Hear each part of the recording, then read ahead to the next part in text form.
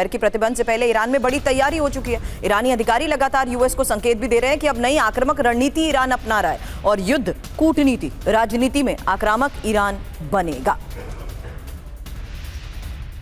वहीं खाड़ी देशों को ईरान की बड़ी चेतावनी कि अमेरिका का साथ दिया तो निशाना बनेंगे, आर्थिक युद्ध में साथ देने वाले टारगेट होंगे, फारस की खाड़ी से एक बूंद भी नहीं गुजरने देंगे।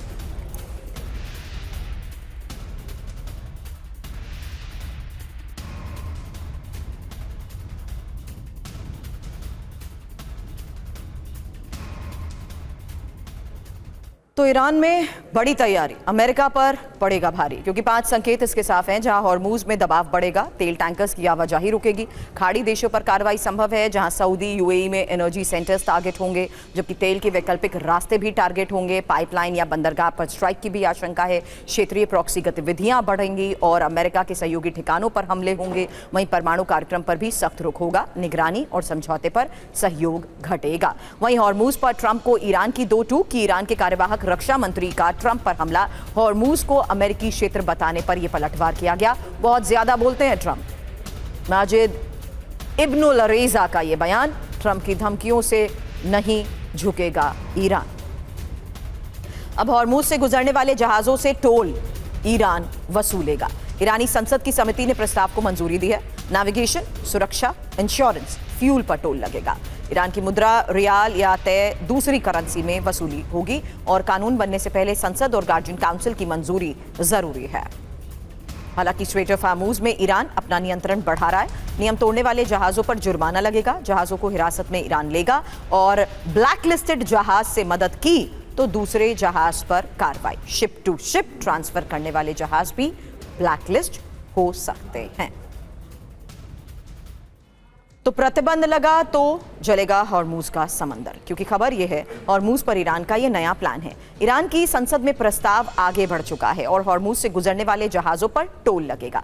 नेविगेशन, सुरक्षा, इंश्योरेंस और पोल्यूशन टैक्स। हॉर्मूज पर ईरान के कंट्रोल को समझिए, जहां ईरान नया लीगल फ्रेमवर्क बना रहा है और इसी लीगल फ्रेमवर्क को समझते हुए मनीष, सवाल इसी प्रस्ताव को लेकर मैं अगला करने वाली हूं, लेकिन उससे पहले इस फ्रेमवर्क में सुरक्षा, शिपिंग, समुद्री सेवाएं, जहाजों की आवाजाही जिस तरीके से शामिल है, नए लीगल फ्रेमवर्क क्यों? क्योंकि हॉर्मूज में ईरान का नियंत्रण और मजबूत करने की ये कोशिश है। ऐसे में बड़ा सवाल यही है कि हॉर्मूज में ईरान अमेरिका के बीच जंग के बीच इस प्रस्ताव को लेकर आ रही खबर, इसे एग्जीक्यूट कैसे करेंगे ये मनीष? सबसे बड़ा सवाल तो यही है कि अब 28 फरवरी से पहले यानी जंग से पहले जो हालात थे हॉर्मूज में, जब बिना किसी भी तरह का कोई भी टैक्स, कोई भी तरह का फी दिए दुनिया भर के जहाज आ जा रहे थे, अब तो वो होने से रहा और वो आप देख ही रही हैं।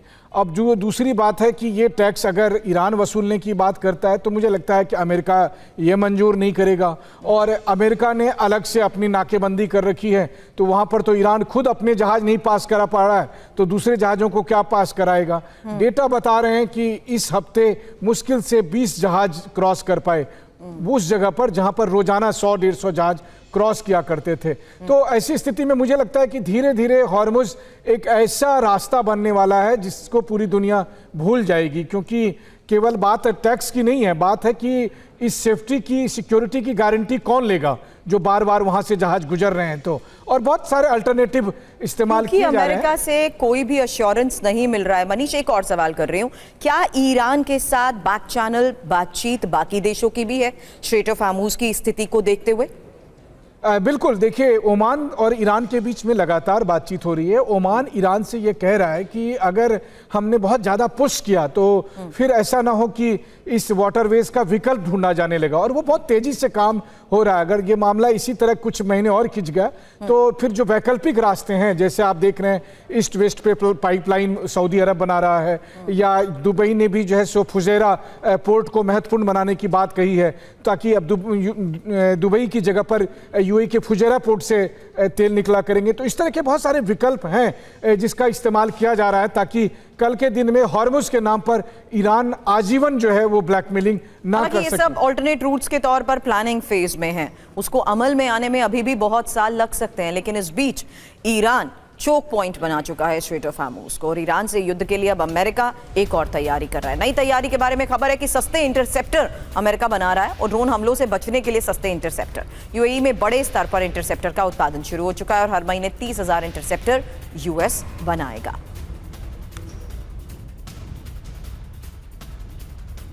तो ईरान युद्ध में गार्डियन, जहां अमेरिका ने सस्ते इंटरसेप्टर का उत्पादन शुरू कर दिया है और यूएई में अमेरिकी कंपनीज बना रही हैं इंटरसेप्टर। ड्रोन से मुकाबले के लिए सस्ते इंटरसेप्टर बनाए जा रहे हैं। अमेरिका ने अपने इंटरसेप्टर का नाम गार्डियन रखा है। गार्डियन की कीमत है $5,000 प्रति यूनिट, जबकि इसकी टेक्निक की बात करें तो 320 किलोमीटर प्रति घंटे की रफ्तार से आ रहे ड्रोन को ये नष्ट कर सकेगा। इंटरसेप्टर को 3D प्रिंटेड पार्ट्स के जरिए बनाया जा रहा है। बड़ी बात यह है कि युद्ध के दौरान ईरान 2200 मिसाइल और ड्रोन दाग चुका है। वहीं ईरान की लंबे युद्ध की विध्वंसक तैयारी को लेकर खबर है कि 50 साल के युद्ध की तैयारी ईरान कर रहा है। अमेरिका से युद्ध से ईरान बहुत कुछ सीखा है और ईरानी कार्यवाहक रक्षा मंत्री ब्रिगेडियर जनरल मजीद इब्न अल रेजा ने कहा, कम लागत वाले हथियारों से यूएस पर हमले। तो ईरान की तैयारी को लेकर तो दावे किए जाते हैं, लेकिन अब ईरान का मिशन 50 है क्या? 5 दावे। पहला, ईरान अगले 50 साल के लिए जंग की तैयारी में जुटा है। दूसरा, अमेरिका से युद्ध में ईरान को बहुत बड़ा फायदा हुआ है। तीसरा, दुश्मन से खुफिया और तकनीकी जानकारी मिली है। कम लागत में प्रभावी ऑपरेशन की रणनीति को समझा गया है और अमेरिका इजरायल के साथ जंग में आत्मविश्वास और ज्यादा बढ़ा है। हालांकि इसमें स्ट्रैटेजी साफ है। ऐसे बयान से ईरान अपनी जीत का संदेश दे रहा है। मनीष, यही बात थी, आखिर ईरान इतना मजबूत बना कैसे? ये शुरुआत में मैंने आपसे सवाल किया। इसी मजबूती, इसी इनपुट के आधार पर ईरान आने वाले 50 साल तक युद्ध में बने रहने की तैयारी कर चुका है। इस दावे के तहत तो एक बहुत बड़ा संदेश अमेरिका को वो दे रहा है। देखिए, इसके दो पहलू हैं। पहली बात तो यह है कि जब आप जंग में जाते हैं तो सच में आप बहुत कुछ सीखते हैं और उसी हिसाब से अपनी तैयारियों को का आप इजाफा करते हैं और ये सभी मुल्क करता है, केवल ईरान ने नहीं किया, बल्कि रूस यूक्रेन का युद्ध 5 साल से हो रहा है और हर हफ्ते यूक्रेन में जो ड्रोन टेक्नोलॉजी में अपग्रेडेशन हो रहा है वो काबिल तारीफ है। और यही अंतर चीन के साथ है। देखिए, चीन में पिछले कई दशकों में कोई चीन ने युद्ध नहीं किया है, तो चीन भले ही अभी बड़ी सेना है लेकिन एक्चुअल युद्ध चीन ने नहीं लड़ा है, जबकि इसके तुलना में इजराइल हो, ईरान हो, रूस हो, यूक्रेन हो या फिर बहुत हद तक छोटा सा युद्ध भारत और पाकिस्तान के बीच में हुआ, तो इन देशों की सेनाओं ने युद्ध लड़कर बहुत कुछ सीखा है। उसी हिसाब से वो आगे की तैयारियां भी कर रहे हैं और ये ईरान की तैयारियां थी पिछले 30-40 साल की कि उन्होंने ड्रोन बनाए, उन्होंने बैलिस्टिक मिसाइल बनाए और पिछले 2 साल उसने जंग देख लिया। अब अगर आगे 50 साल का जंग होगा तो किसी को नहीं पता उस जंग का रूप क्या होगा, क्योंकि अभी अभी आपने बताया कि एंटी ड्रोन जिस तरह से बन रहे हैं, एंटी ड्रोन बनने के बाद अगर दुनिया भर के हर मुल्क के पास एंटी ड्रोन होगा तो फिर ड्रोन नाम का जो हथियार है वो भी फिर कल के दिन में बेकार साबित हो जाएगा। बिल्कुल, लेकिन इस बीच ईरान की इन्हीं धमकियों से अमेरिका भी अलर्ट हो चुका है। अगली खबर है, अमेरिकी सैन्य ठिकानों की सुरक्षा बढ़ाई और हमले के खतरे के बीच ग्रीस का बड़ा कदम, जहां कार्पाथोस से पैट्रियट सिस्टम क्रेते भेजा और क्रेते द्वीप के पास सऊदा बे में तैनाती होगी। अब ईरानी धमकियों के बीच एक्शन में अमेरिका, क्योंकि बुल्गारिया से 2 अमेरिकी KC-135 टैंकर विमान रवाना हुए हैं और बेजमा एयरबेस पर तैनात थे दोनों अमेरिकी विमान।